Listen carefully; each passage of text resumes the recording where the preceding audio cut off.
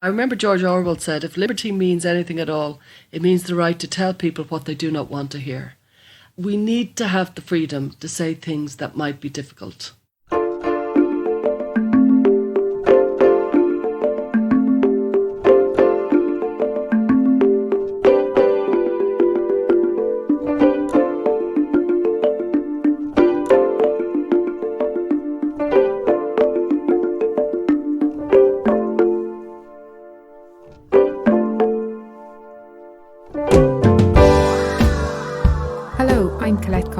Welcome to Spokes. In this episode, we speak to the Irish psychotherapist, best-selling author and public speaker Stella O'Malley. Stella's 3 books are Cotton Wool Kids, Bullyproof Kids and Fragile.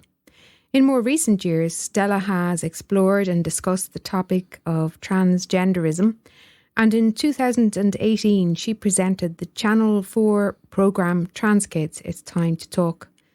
In this episode, we talk about Stella's path into psychotherapy and into writing, about her own interest in transgender issues.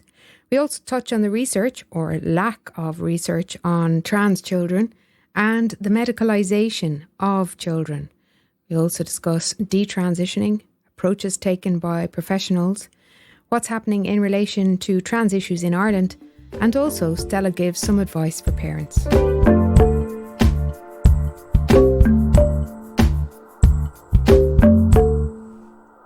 We'll just dive straight in, if that's okay. Please do, yeah. Okay, so how did you get to the point of being a psychotherapist? Because apparently we had a conversation briefly a year and a half ago or something where we realised there was some connection, Temple Bar in the 90s. So really? I'm dying to know. Yeah. Am I right? You're right. Yeah, you're very right. Yeah. So tell us how you got to this point first. Okay. Well, I hated school. And I couldn't get out of there quick enough. But I was quite good at school, but I hated it. And so I left school and I left home, funnily enough, the last day of my leaving cert. And I had myself all organised and I moved into a flat in Dublin, in town. I'm from Blanchardstown. And I quite quickly met a man who became my boyfriend at the time. And he was a street trader. And I became a street trader. So I was 17, so I wasn't even applicable for the dole, you know. And so I became a street trader. And I was a street trader for years. I loved it. And I then, after a while, I got a bit cold and wet as the years went on. And I went into markets and was in the George Street Market. And then from that, I was quite good at it. I'm lucky enough to be all right at making money. And I got a shop in Temple Bar. And that's how I could have been in Temple Bar in the 90s. At a shop called Reckless. And I loved my shop. And it was a closed shop and it was lovely. And then as the years went by, I'm in my 20s by now, mid-20s, I started to get a bit bored. 10 grey XL T-shirts, 14 navy XL T-shirts. It became I wanted something a bit more depth. And I also, again, met a man and he was in Offaly. And I liked his town where he was living, Birr, and I wanted to move out of Dublin. I wanted to start a new life that had a bit more depth. Didn't know where I was going, and against everybody's advice, I sold the shop and looked around for something, a new career. I would be kind of 25, 26 at this stage, and it was weird and it was hard. I did a bit of work on radio and I started a course, and it was like the first day I walked into that counselling course. It was very much an evening course. Come along to the Bridge House Hotel, you might be interested. And I was like, bang, I love it. It's everything I wanted. And so then I studied for a good few years. It was long and convoluted studying because, like I say, I started with a very kind of offhand course. And eventually got my degree and got my master's and the whole lot. Right. That's the long answer. Yeah. You're quite prolific. You've 3 books and I was looking at the dates of them yesterday. So it's 2015, 2017 and 2019. Yeah. That's I have an awful lot to say, as you might have noticed. And the first book, for like a lot of writers, the first book takes 10 years. And then after that, it's kind of, it rolls out of you. And the first book did take a long time, because I remember writing that in 2012. I remember it kind of originally came from a thesis I had written for my degree. And then I, rolled it on and I messed around with it. And I remember I can date it at 2012 because we actually did a house swap. I had young kids at the time. We did a house swap. And I remember specifically writing at the end of the book in 2012. I didn't get it published till 2015. So there was a lot of changes. But then once it was up and running, I love it. I love writing. Absolutely love it. And, I hope to write more books. Had the writing been something that was on your radar, way back, or did that kind of just come accidentally? It's funny, isn't it? Like when you look back at your teenage self, like I was crazy about reading. I read everything all my life, really, really heavy reader all my life. And yet had somebody said to me, oh, you'll be a writer, it would have been like saying you'll be an astronaut. Just like you'll be a psychotherapist, that would have been you'd be an astronaut, or you'd be a journalist. They were blatantly obvious career traits for me. No way, from the context, the social context I was in, was anybody going to say journalist or psychotherapist. It just would have been considered having notions. And it just wasn't ever going to be... it's hard to explain it unless you've lived through it, that you just, it would have been just laughed at. And they often say, being laughed at is much more destructive than no, you can't do it. If somebody said, no, you can't do it, it could light a fire of, I'll prove them wrong. But being dismissed with a smile and kind of told, get down off your horse there and calm down and go and be a teacher. It's much more destructive, because it's much harder to have the gumption to fight back against that. I do remember in the midst of my looking for my career, when I had the shop, I remember filling in a career, I had a book, so I was obviously searching, I had a book on careers, filled it all in, and they said, I distinctly remember it said a writer, and I was like, imagine. I was like, that would be like, for me, it's like winning the lotto 1 billion times over to be a writer. Still is. Do you know what I mean? So I remember thinking, whoa, I would love that, but not in a million years could I be it. Wow. So as a child, it wasn't even something you allowed yourself to think about the possibility of these things? Yeah. Right. That was for special people, really. Right.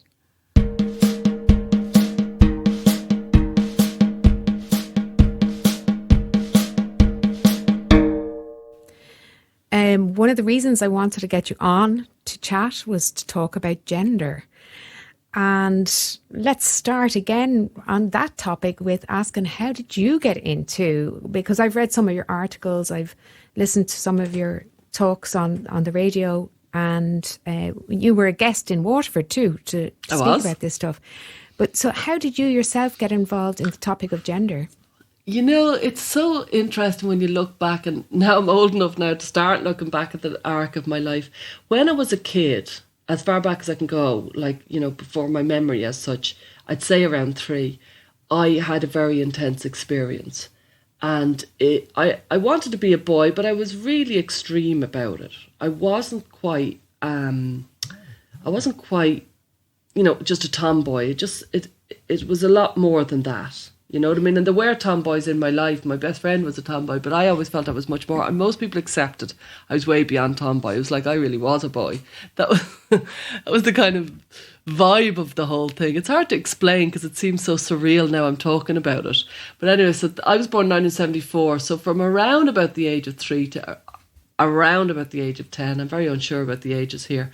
That's 7 years. I would have had when I look at the diagnosis, when I look at the DSM and the details of what gender dysphoria is, it wasn't called gender dysphoria then, it was called a different name, but I think I would have been easily diagnosed with it. But I came from a different era where people weren't brought to professionals because they were acting in unusual ways, and I was left to it.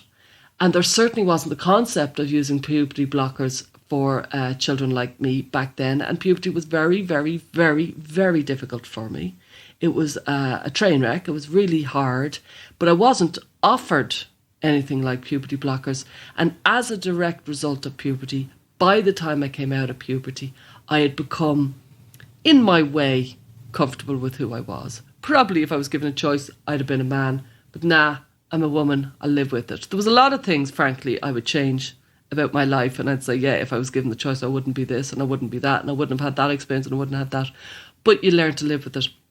And I came out of it and I knew it was really, really, really hard. I knew I was going through something very unusual and very solitary, and it was very hard and nobody else would really understand how hard it was. I remember thinking, nobody gets this because nobody's feeling this, and this is really, really, really hard. I do remember thinking this.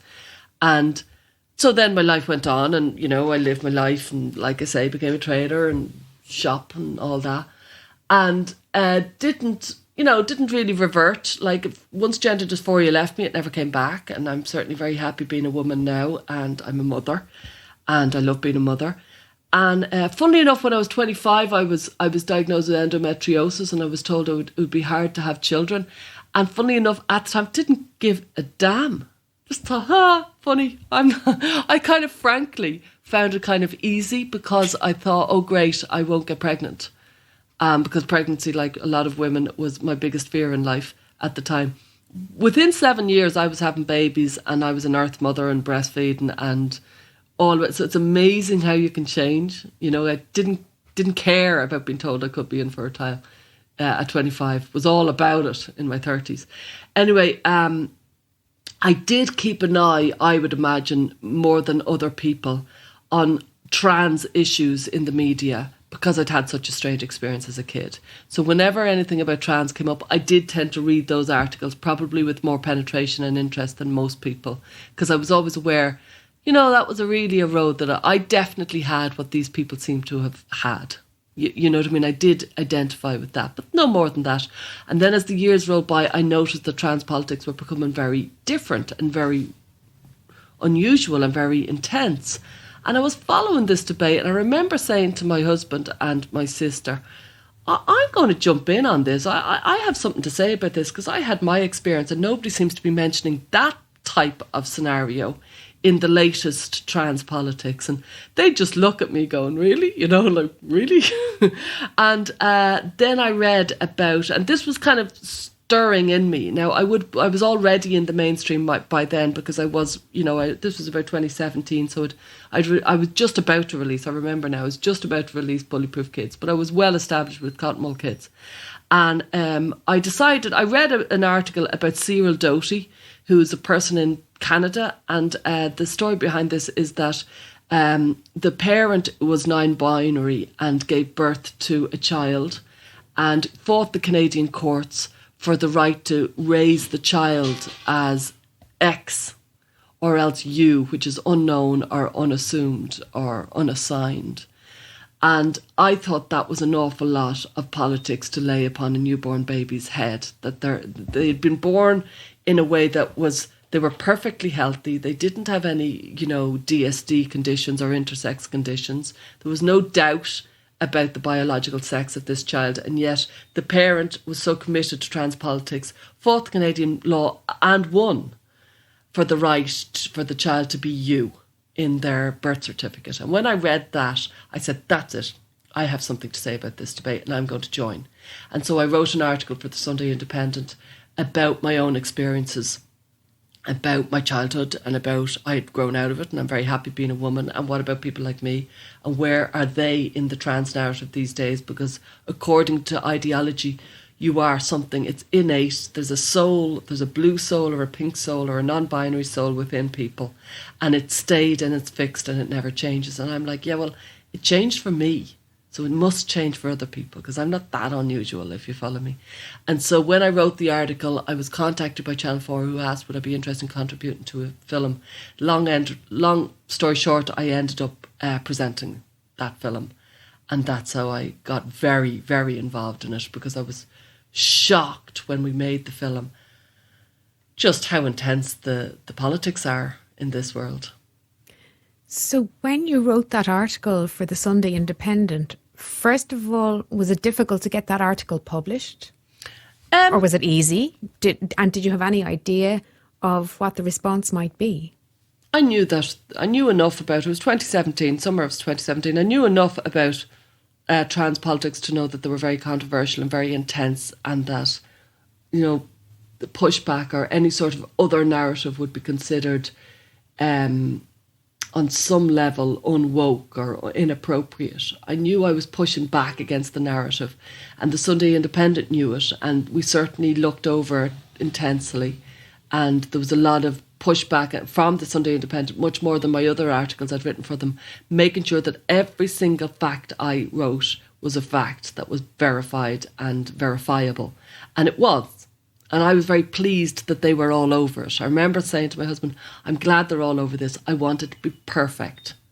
You know what I mean? And it was. Everything I wrote was right and was correct. They published it. There was a little bit of pushback, but it was only tiny. It was only tiny. There was a very small amount of pushback from a parent who had a trans child who reckoned that these identities stay. And I knew my research, and I know that roughly 80% of children who go through what I went through grow up to become completely comfortable in their own skin. So I knew that is the stats, and they're very recognised from every single study that's ever been taken place, peer-reviewed study, as opposed to self-selected surveys, which I wouldn't really regard as important. I'm very conscious of the fact that people might be listening who already are hearing words and terms that they have no idea what they mean. For example, gender dysphoria and puberty blockers. So maybe we just touch off them. What is gender dysphoria? Just a brief little... Maybe I'll begin with, this world has a lot of jargon, and it seems so impenetrable. And if you go and learn the 10, 12 words, actually it's very easy then to read everything. So gender dysphoria is a feeling of discomfort, intense discomfort in the sex stroke gender that you were born. So your biological sex is what you were born in, and your gender is the kind of construct that society has placed upon that biological sex. So I was born female, and then it was presumed I would like what is considered feminine activities, which I didn't as a child. And I walked like a boy, and I talked like a boy, and I played like a boy, and I fought like a boy. And that would be considered my gender. And my gender dysphoria was I didn't want to act in a way that would be considered feminine. And I wanted to be more like a boy. And in my 3-year-old, 5-year-old mind, that meant I should be a boy. Do you follow me? Because girls can't do things like that. It annoyed me that girls weren't allowed to be like the way I was, if you follow me.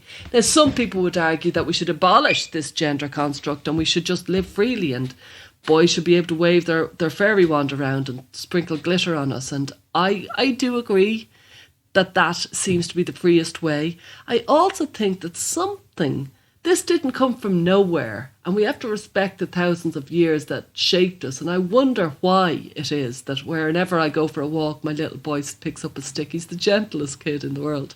And my little girl will never, who's not gentle, is much more obstreperous, would never pick up a stick. So it does seem to me there is biological leanings that we don't quite have, we haven't really penetrated. Sorry, what were the other words? Gender dysphoria? The other one that jumped out at me was puberty blockers. Oh, yeah. So these days, puberty blockers were originally constructed and they were designed and licensed for children who undergo precocious puberty. And that would be children who might be 6 or 5 years old who undergo puberty. It's an aberration. It's an unusual scenario. It's not good for the child.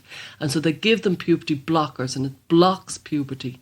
And then they stop giving them at an age that seems appropriate that you would have puberty. So maybe at 9 or 10, the blockers would be stopped and the child would go through the puberty that they had begun, strangely enough, earlier in their life. And that's a well-established scenario, not common, but well-established. And somewhere in between kind of around about 2008, Holland in the Netherlands, they thought, well, what if we gave those to children who are very likely to transition in the future, that they have gender dysphoria, but it's very insistent, persistent and consistent. And we believe we can choose very intelligently, us psychotherapists and psychologists can choose the children that will maintain. Remember I said 80% move out of it? So there's a 20% that don't. So what happens to them? And the psychologists in this Netherlands clinic decided that they actually could tell which children could and which children couldn't. And so they gave the children who would not grow out of it, who they deemed wouldn't grow out of it, they gave them blockers. And those children all went on to transition. And then they did it again. And there's been lots of tests since. So nowadays it's become a real desire for any child who has gender dysphoria to have those blockers. And the sad thing about that is, I don't know whether it ever was a good idea. Personally, I'm quite anti them. But now people feel that if they don't get blockers, they don't have valid gender dysphoria. And so they really seek the blockers out. And I know for a fact that I would have sought them out if I'd known that they existed. And I also know that they would have been very bad for me, because they would have blocked my growth of breasts, of hair, of development.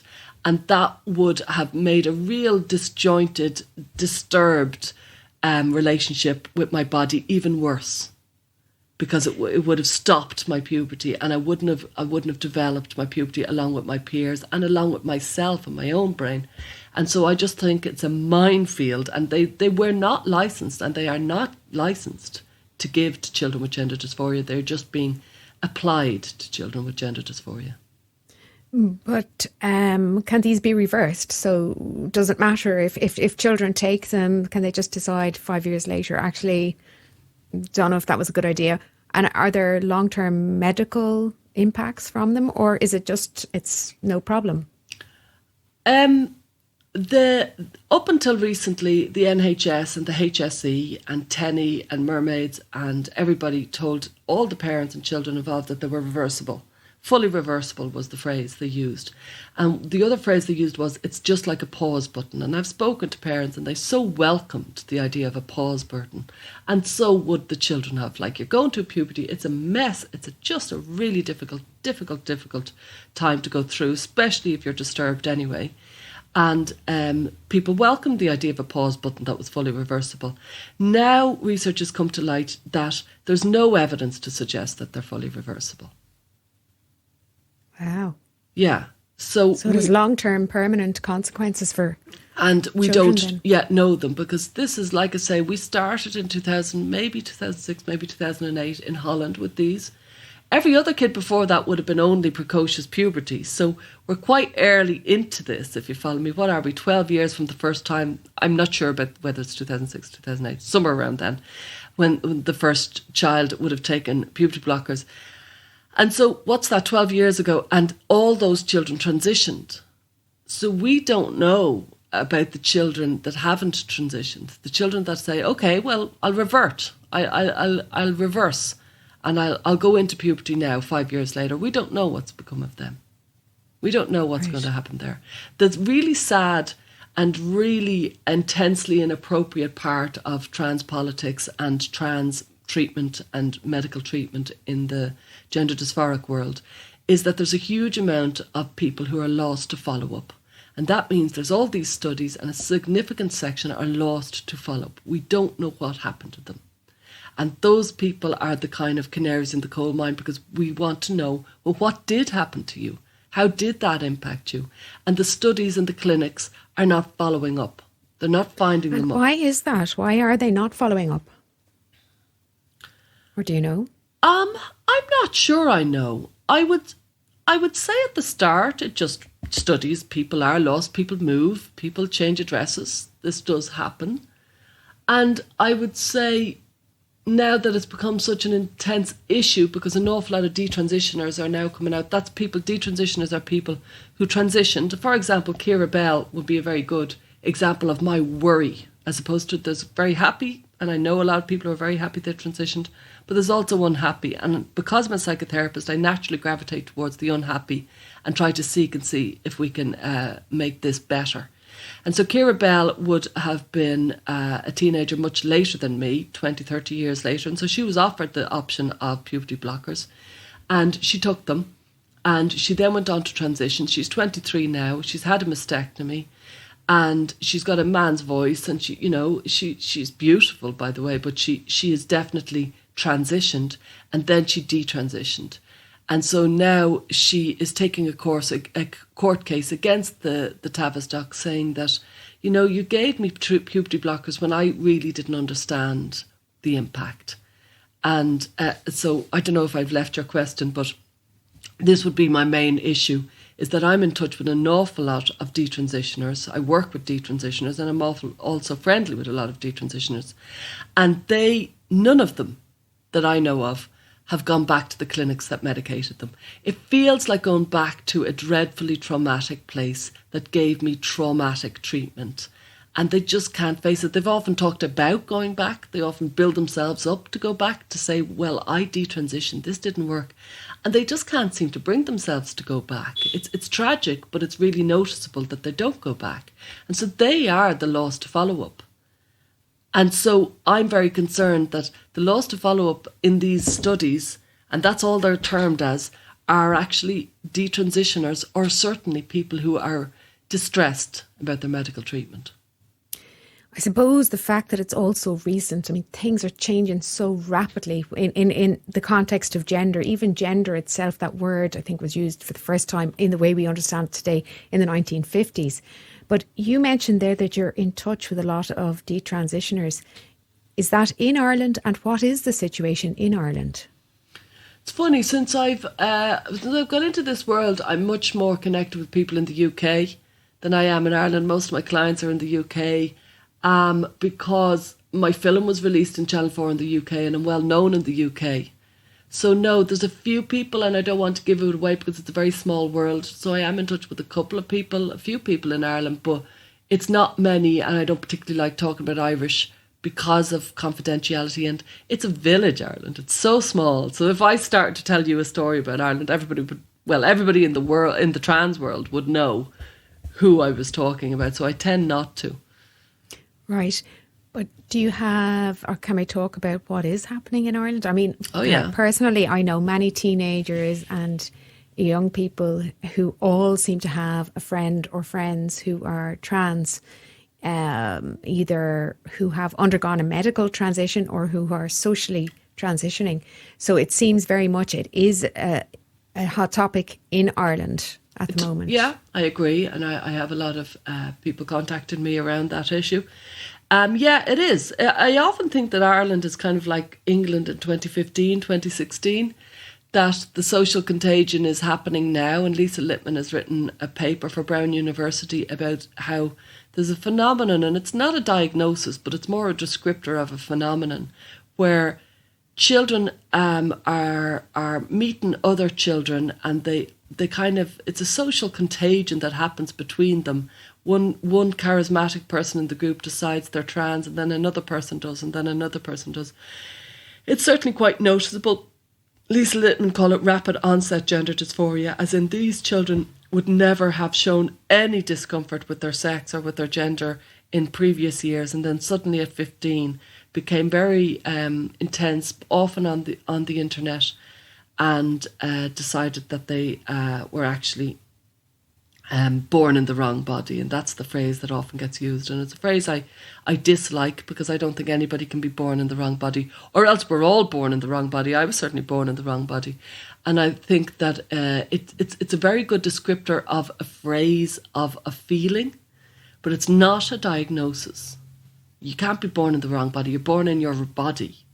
It is the body you were born in. And it's very offensive, I would say. I know, because I've been in touch with an awful lot of people who have huge difficulties with the body they were born in. Because, yeah, certainly. Loads of us are born in the wrong body. I'd like to change lots of parts. Yeah, to lesser and to really, really extreme degrees, where you'd say, some people are born in really awfully challenging bodies. And what the actual phrase should be used is gender dysphoria. And some people have gender dysphoria and some people don't. And sometimes the gender dysphoria persists to an extraordinary degree, and some people choose to transition in a bid to reduce the gender dysphoria. And very often it reduces it, but it doesn't go away if you transition. And for some people, it doesn't reduce it. And for some people, the gender dysphoria goes away on its own. There's a lot of other conditions in life whereby you might have a condition. I've, met people who, for example, who've had depression. And for some people, they have talk therapy and it goes away and it never returns. For some people, they have talk therapy, they have antidepressants, they have heavier doses of antidepressants, they have psychiatric stays, they have ECT, and it still remains. Do you follow me? So there's lots of degrees in any condition, and we need to be aware that this is just like every other condition. I'm really glad you mentioned that, actually, because one of the things that I always think when it comes to this issue and this debate is the complexity of it. And it's often really simplified, and people say, oh, it's people who have gender dysphoria and their gender identity doesn't match their sex and they transition. But there's so much more in it. There's sexuality is connected to it. There's identity. There's other factors. But from what I understand, we have across the world, in the Western world at the moment, a kind of an affirmation approach to people who have gender issues. What do you think the affirmation approach being, say now I say I'm uncomfortable in my body as a woman, my gender identity is male, and the affirmation approach, then what impact does that have, or what are your own views on it? So the affirmation approach, just like the puberty blockers approach, it's new. We're 10 or so years into this, where if somebody comes in, according to the affirmation model, if a client comes in and says, I think I might be born in the wrong body, I think I might be a girl trapped in a boy's body. Well, the affirmative approach would say, well, yes, you are, and let me help you transition. And I would say that is negating everything we know about psychology and everything we know about how the mind works. And very, very often when a client comes into me, they might want to talk about, how their partner is a disgrace and how they should leave their partner. And, 8 sessions in, they're talking about their drinking habit. You know what I mean? The fact is, humanity and human condition is very complex, and what somebody presents as isn't necessarily. And Carl Jung has written a lot about, metaphorical problems. And, we are very complex. And to presume that this is simple is to kind of underestimate how extraordinarily complex people are. And there are other treatment approaches. The Dutch came up with the concept of watchful waiting. I'm not mad about that either, because it's like you're waiting for something. It should be watchful observation, I would say. As in, you watch the child if they declare they have gender dysphoria, and see if they might one day want to transition when they're an adult. But watchful waiting is waiting to see if and the phrase is consistent, persistent and insistent. If the child is those 3 things, then they should go on blockers, and they should perhaps go on blockers and should perhaps transition medically. And there's also kind of gender exploratory therapy, where you could just explore a person's gender without an angle, with using all your kind of psychotherapy and all your counselling that you've learned, just like you would with every other issue. And it's the exceptionalism that I find a bit inappropriate around gender dysphoria, as if there's one condition, which is gender dysphoria, which is unlike every other condition we've known for thousands of years. And for this condition, we have to have a very special approach, which is the affirmative approach. And we don't use that approach for any other condition. That just seems unusual, because if somebody came in to me with any other condition, I wouldn't immediately affirm it. I would affirm their feelings, I would affirm where they're coming from, I would affirm how they feel and how difficult it is and everything that they're experiencing. But to affirm their treatment and their vision of what should happen is not always the most appropriate and best thing you could do for somebody. In Ireland, are there rules about counselling people with gender dysphoria? Well, the rules are very interesting, because the rules are from a self-organised group called WPATH, which is the World Professional Association for Trans Health Care, and something like that, in and around that anyway. And it's fascinating when you look at the history of WPATH, because it started with this guy, Harry Benjamin, and he was very interested in transitioning, and he was very against Freud, by the way, and he kind of fell out with Freud. And he created his own organisation, which was the Harry Benjamin HBGTI, I don't know what it was called, some very long acronym with lots of letters. And for many years, 20 odd years, that was the World Association for Trans Healthcare. And then the Harry Benjamin Society turned into WPATH around about 1979, a kind of a loosely affiliated group of medics who are interested in this. And so they created standards of care guidelines. And they were used in the 80s and 90s. And then around about the noughties, and especially in 2012, they revised their guidelines. There's been about 5 or 6 or 7 revisions of the standards of care. I think we're on SOC 7 now. Yeah, we are. Standards of care. And the standards of care have changed massively. And so now suddenly WPATH have decided that that we should affirm. But WPATH are their own organisation. And like Donal O'Shea, who has worked in trans healthcare in Ireland for 25 years, and he's a really, really well-respected physician. He's an endocrinologist. He's also worked hugely in obesity, and that's where I first noticed him when I was studying and researching my book, Cotton Wool Kids. I noticed he was very strong in it, and he was brilliant at it. And he was very, he's very respectful of the own model that he comes up with, which he called St. Columkill model, which is based in Loughlinstown. And he says, we've got a great model. We don't follow WPATH's guidelines because we've got our own guidelines, which are working very well for us. And so there's no, WPATH, people are choosing and organisations are choosing to follow the guidelines of WPATH, and other organisations are choosing not to. So it's a new field. It's changing rapidly. The guidelines are changing rapidly. The treatment is changing rapidly, and everybody's kind of paddling very, very fast to catch up. That's very interesting about that there are guidelines, but people can decide for themselves to choose a different path.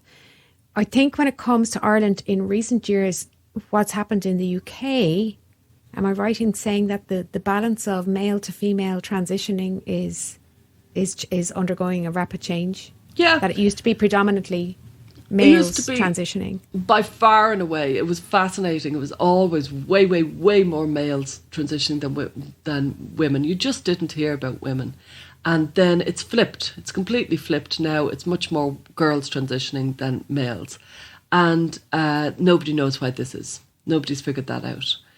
People have theories, but there is no evidence. The big thing about this, and this is why I prevaricate and I use a lot of kind of maybes and unsures, and please forgive me if I haven't, because I have to prevaricate for every sentence, because there's no evidence.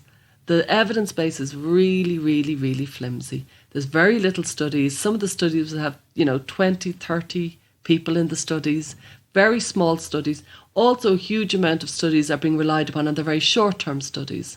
And there's actually, I only know of one very long-term study in this field. And that long-term study was very concerning. And even then, that was a study of people who would have been transitioning before this massive explosion. And the explosion is huge. So there's around about 2,500% rise in children seeking treatment for gender dysphoria in the last decade. That's in England and in Ireland. It's about 2,200 in Ireland, about 2,500 in England. These are phenomenal figures. Like if there was a 2,200 rise in the sales of Mars bars, I'd say, what is going on? What is that? Like, it's an extraordinary rise, and we don't know why. And a lot of people have an awful lot of theories, and there's very little evidence to back up anything. Is there much research being carried out in Ireland on why this is happening here? I'm carrying out research, and most of the research I carry out is involved in the UK and America, because it's a very small field with very small numbers. So to carry it out in Ireland, I presume, without a doubt, Loughlinstown and Tenney and other organisations in Ireland are carrying out their own research. I've no doubt about it. But the numbers will be small. And that is an issue. And that's why I prefer the kind of bigger global long-term studies where you can actually talk about trends, as opposed to small studies, which I find, especially short-term studies, I have very little interest in short-term studies because they're just flagging things. They're not really giving you any evidence. Well, you mentioned earlier there that Ireland now is like the UK in 2015, 2016. So we're kind of following the trend. Yeah.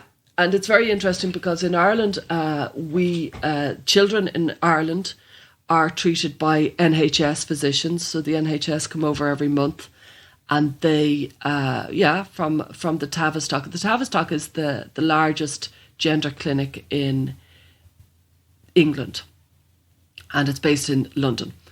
And the Tavistock come over, or else, GIDS in general. GIDS is Gender Identity Development Service in England. They carry out medical services on children, while the adult services is well established, like I said, with Dún Laoise in Loughlinstown and other doctors in Loughlinstown. Carl Neff, I think, is heading that now, Dr. Carl Neff. But the children are very much shaped by the NHS, and it's very interesting because the NHS changed their website, and they said that puberty blockers aren't reversible, that there's no evidence to suggest that they're reversible. And yet the HSC haven't caught up, and so they still have on their website, as we're speaking now today, they still have on their website that they're fully reversible, even though the NHS, who informed them, haven't. So it's like it's being ignored. It's such a scary issue, and all the listeners who are listening will know that it's just such a hot issue, and it's changes all the time, and people jump down your throat if you make a mistake, and we all make mistakes because we're human, and so people stay away from it. And so it's like everybody is moving away from it as opposed to moving towards it, which makes it an even scarier industry to be involved in. Yeah. One of the things that just reminded me there when you were talking about puberty blockers, the medicalisation is not just the puberty blockers, of course, it's that hormones will be given to teenagers who've already gone through puberty. But can you take them, for example, if I was a teenage girl and I felt like I was a boy and I had gender dysphoria and I wanted to transition, could I then take testosterone, and would that resolve the dysphoria? And would I be able to stop taking it with no long-term impacts if I wanted to? I often think like being born a woman is just so much harder than being born a man. And it seems to me that transitioning to from a girl to a man seems to have a heavier impact, if you follow me. In what way? Testosterone. Testosterone has an extraordinary impact. So, for example, if you're a girl and if you take cross-sex hormones and you take T, as they call it, testosterone, your voice will thicken and your voice will go like heavy, like a man's, and it won't go back. That's it. You have a man's voice. And not only that, it causes hair growth and balding, hair growth around your body and balding. And again, now it seems people who detransition, they take testosterone, they have a man's voice, they have the hair all over their body, back hair, wherever a man might have hair, they have body hair, chest hair. And then if they detransition, their voices seem to remain the same. Like I say, the evidence is we really don't know. There's 2 papers out on detransitioning. It's very, very, very flimsy as we speak. But the detransitioners I know, it doesn't seem to be. The voices seem to be staying the same, and the body hair has to go through a massive program of electrolysis to get rid of it. The balding is debatable because I've seen somebody who detransitioned and she was balding, and I think she seems to be getting her hair back. Do you follow me? But so people are learning then, really. Yeah. And they say themselves, we're human guinea pigs, we're figuring it out. And it's very interesting when you look at the forums. Like when I first looked at Detrans Reddit, it was about 1,000 people on it. And now there's 13,000. It's a huge number now, 14,000 on it now. And they all exchange information because there's no evidence, there's no knowledge out there. You can't Google this because nobody knows. So they exchange evidence among themselves. Oh, how's your voice, and has it lightened at all, and how's your balding, and they discuss it with each other. Well, it's great they have that place then, isn't it? It is, but it's scary because some people are very doom and gloom about it. You're really? Yeah, as you can imagine. And some people seem to be maybe, I don't know, there's a lot of stories on it that you just think, oh my God, this is the Wild West. That's what I feel Yeah. when I read it. It sounds I've nice. read- It's very sweet of you to think that's Oh, lovely. I mean, but I it come kind of across goes some of these- crazy. in some of the stories, like you might come across a 15-year-old who's had a double mastectomy and who regrets it 3 years later or 6 years later. And it's heartbreaking, I think, Yeah. reading some of the stories. Yeah. Now, you wouldn't get a double mastectomy in Ireland, but at 15, but you would at 18 maybe, or 19. I'm not sure if you would. But what happens mostly in Ireland, it seems to be a very good service, to be honest. I don't think you would get it. But what happens is people crowdfund and they go to other countries to get it. Right. And that seems to be the way. They say that the service isn't good enough in Ireland. Well, I would say it seems to be quite a good service. I don't know, but that's the reports I'm getting. But sadly, it's available in other places. And, they pay for it. But yeah, it's an issue. Mastectomies is really, really common among female to male. That's the girls who want to be boys. They seem to get mastectomies, they get the testosterone, they get the hair growth, they get the voices.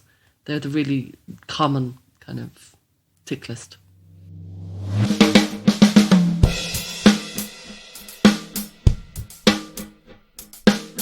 I was trying to find out figures of Irish children who have transitioned, but it's quite difficult to get them, the figures.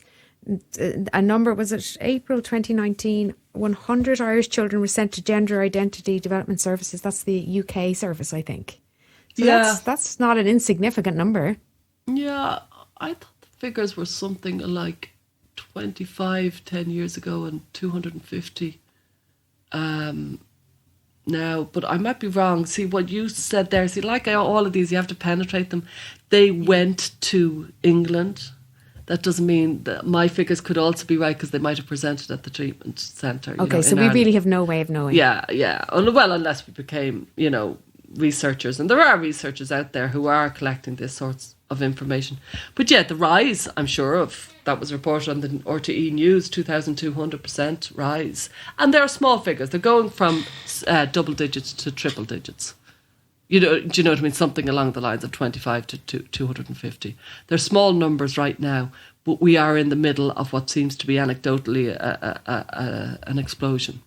As you said, Right. everybody you know. One thing that I feel is really important to discuss with you is for parents who might be listening who have children who are identifying as trans. What should they do? What can they do? I think the first thing to do with a child who identifies as trans is try to connect with them on a deeper level, because generally it's an indication of deep distress, and they need to be connected with in a very non-judgmental way. Lisa Marciano and Sasha Ayad, who are both colleagues of mine who are both therapists and they work in America, they have great videos about how to kind of connect with your children if they identify as trans. I think it's very important that you seek the right help for them without immediately becoming emotional about it. And it's very, very hard not to become emotional, but it's very important that, you kind of rise to the occasion and you kind of learn to live with the kind of highs and lows of the teenage emotion without becoming massively infected. And I know that's very, very difficult. Do you know what I mean? But also to do an awful lot of reading. There's a huge amount of information out there if you're willing to seek it out. And it's out there if you go. But kind of, I know a woman whose child was identified as trans, and she was a very professional, very successful engineer. And she said, I went down to a 3-day week, and Mondays and Fridays were given over to me studying trans. And she has a PhD in engineering, and she says, I have the equivalent of a PhD now in gender, because it's been so difficult to penetrate the truth among all the flimsy studies. Do you follow me? It took her so much time. She got there in the end, but you will really need to read and reread and penetrate an awful lot. But there's a lot of people, there's organisations every single day who are starting to help parents and to help families and to help teenagers. So maybe I could include some links then in the information on the podcast. Yeah. Good idea. Is there anything that we haven't discussed that you would like to bring into the discussion about gender? And I would like to encourage people to speak about this. I think people are afraid to speak about it.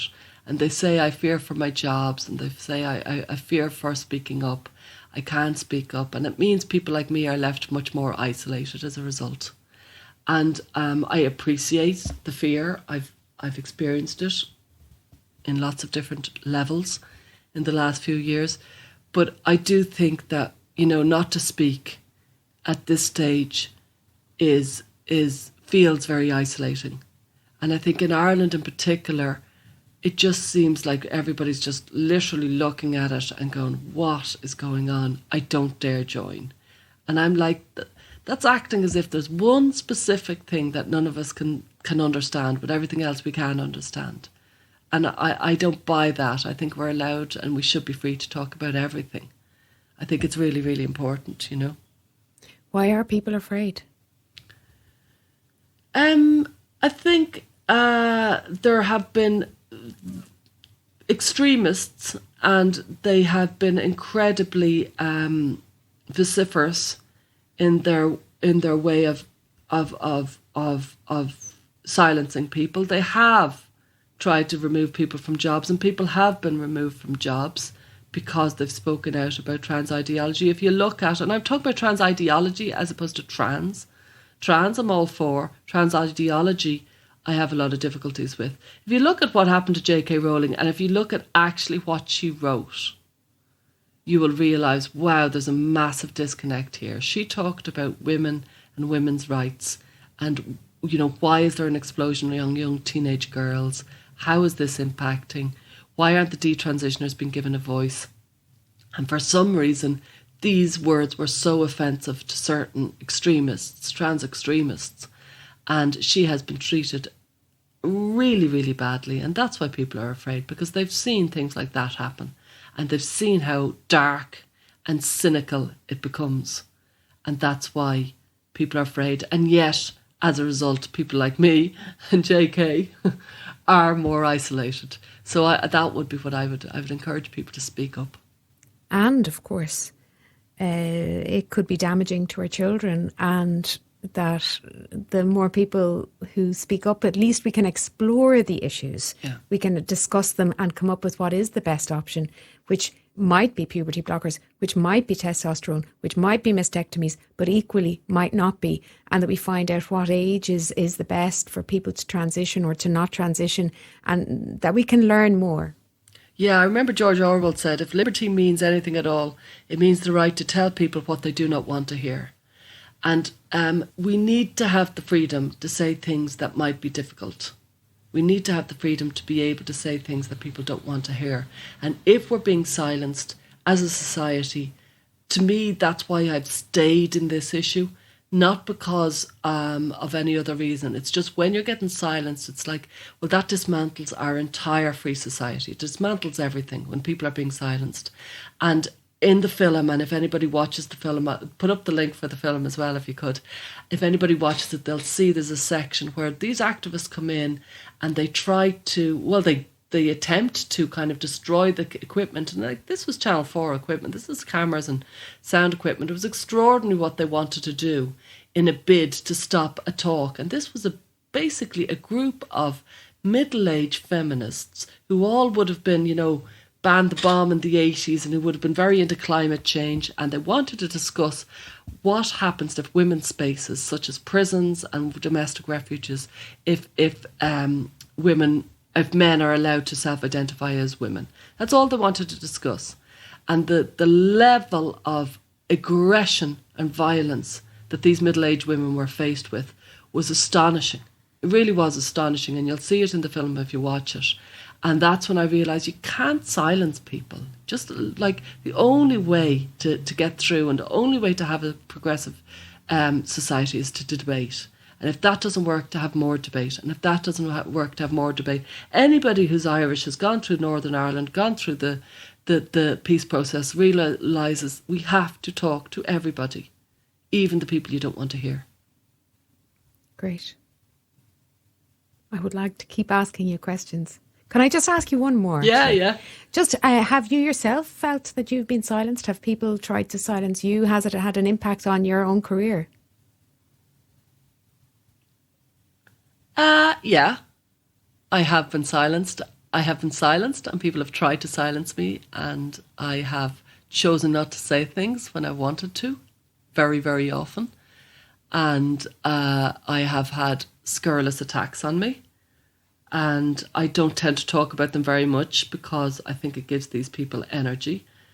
And I think I have to be very careful in how I speak about it. So I don't tend to talk about it. But yeah, I'll leave it at that. I've definitely been attacked many times. May I say, if one day we do live in a freer society where we can all talk, I will freely talk. I'll come back and I'll tell you exactly what happened. And I will talk about it at length to anybody who listened to me, when I feel we live in a freer place that we can talk about things. Great. Well, let's hope we get to that point soon, sooner rather than later. Stella, thanks a million for chatting to me. That was great. Thank you. I enjoyed it.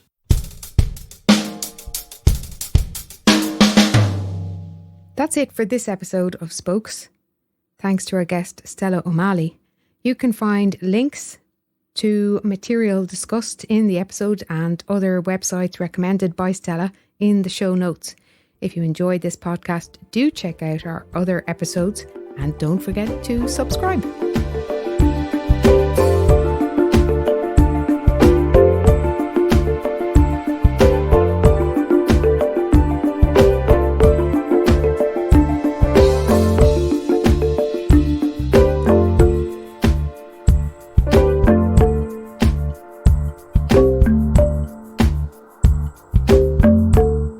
Please like and subscribe and share the video. There is no video.